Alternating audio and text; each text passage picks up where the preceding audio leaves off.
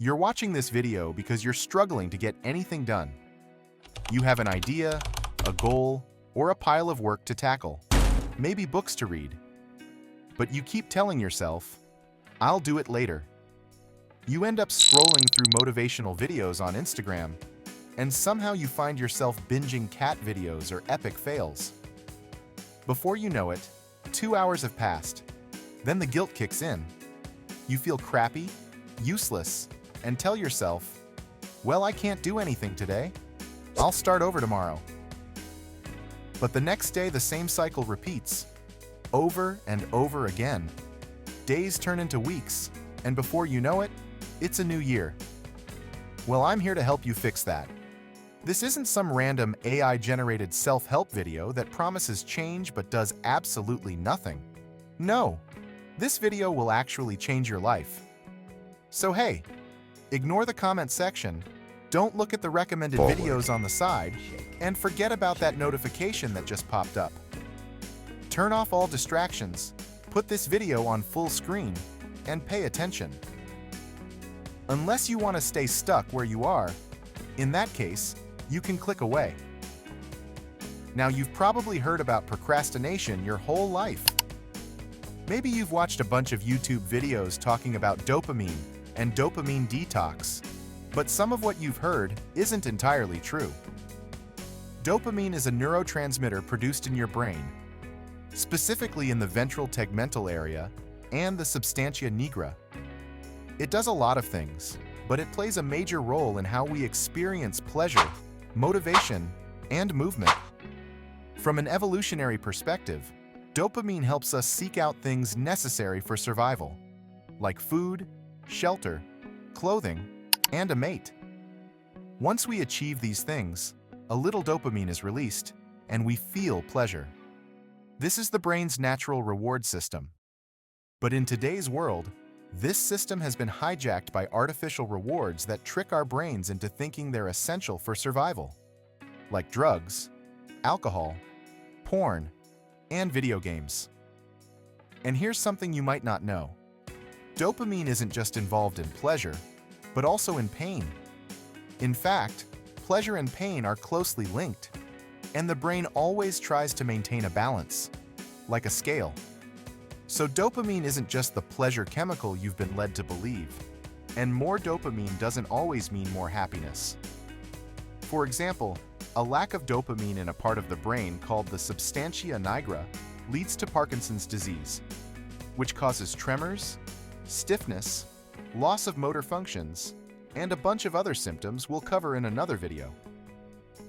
So what does this have to do with procrastination? Well, imagine there are 3 characters living in your brain, as Tim Urban describes it. 1. The first is the rational decision maker. Let's call him Jack. Jack handles important stuff, planning for the future, setting goals. He's the captain of the ship. 2. The second is the instant gratification monkey. Like all animals, all this little guy cares about is what's easy and fun. He just wants to lie around and play. 3. The third is the panic monster. He stays asleep most of the time, but the moment you're close to a deadline, facing public embarrassment, career disaster, or any major consequence, he wakes up. He's the reason you can pull an all-nighter to study for a test, cram 3 months' worth of lectures, and somehow submit your assignment right on time. Now, sometimes this last-minute approach works. You pass the exam, meet the deadline, hand in the report. But understand this. There are 2 kinds of procrastination. 1. Short-term procrastination. This happens with tasks that have clear deadlines, like assignments, exams, or work projects. In these cases, the effects are short-term, and the panic monster usually saves the day. 2. Long-term procrastination. This one's sneakier. It shows up in areas of life that don't have deadlines, like starting a career, becoming an entrepreneur, exercising, eating healthy, spending time with family, or working on personal goals. Long-term procrastination makes you feel like a spectator in your own life. It's usually accompanied by feelings of unhappiness, frustration, regret, and most of us deal with this type privately and in silence. And here's the real truth. Procrastination isn't about being lazy or avoiding work. It's actually a form of stress relief. Procrastination is a habit. Digital media, your phone, social apps, streaming platforms is both a powerful tool and a potent drug. It lights up the same reward pathways as alcohol and narcotics. These platforms were designed to be addictive. We've all been there, using them to the point where we don't even enjoy it anymore, but still can't stop. Addiction is defined as a persistent and intense urge to use a substance or engage in a behavior that produces pleasure, despite harmful consequences. The drug of choice varies. For some, it's opioids or alcohol. For others, it's games, movies, porn, or social media. Every habit, including procrastination, follows the same loop. Trigger, stress, for procrastination. Pattern, avoid the task, reward. Temporary stress relief. When you experience extreme stress, your brain seeks out the quickest way to release dopamine. That could be porn, social media, or binge-watching videos. But the brain quickly adapts and builds tolerance. This is called neuroadaptation. And the same activity no longer gives the same pleasure it once did. That's why we start tweaking things. For example, watching the same type of video, but with a slight twist. And the algorithm picks up on this and keeps feeding us more. Stress comes in many forms and sizes, which I'll cover in another video. But here's one last thing. The brain is built for efficiency.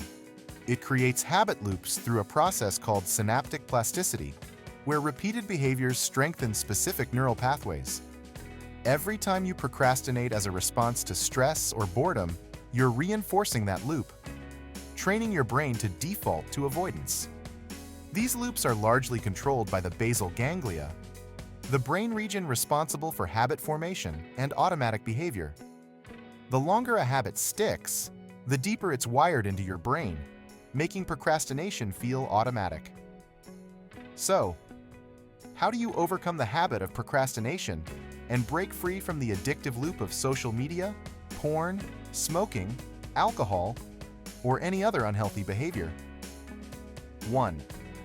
Identify the triggers. Since stress is usually the main trigger, Dr. Anna Lemke, a dopamine expert, suggests using the mnemonic HALT, hungry, angry, lonely, tired. Be mindful of these states. When you're too hungry, too angry, too lonely, or too tired, your brain will automatically seek comfort. And often, that comfort comes from the very habits you're trying to break. 2. Take action when you wake up. This taps into what's often called the law of dopamine. Your brain produces dopamine when you do things. And the harder the task, the bigger the dopamine reward. But here's the trap. If the first thing you do when you wake up is grab your phone and start doom scrolling, you're using up your dopamine reserves on empty, low-effort tasks. No wonder you feel tired and unmotivated for the rest of the day. 3. Start small. The hardest part is starting. But once you take action, even if it's just for 2 minutes, you activate the prefrontal cortex, the part of your brain responsible for focus and decision-making.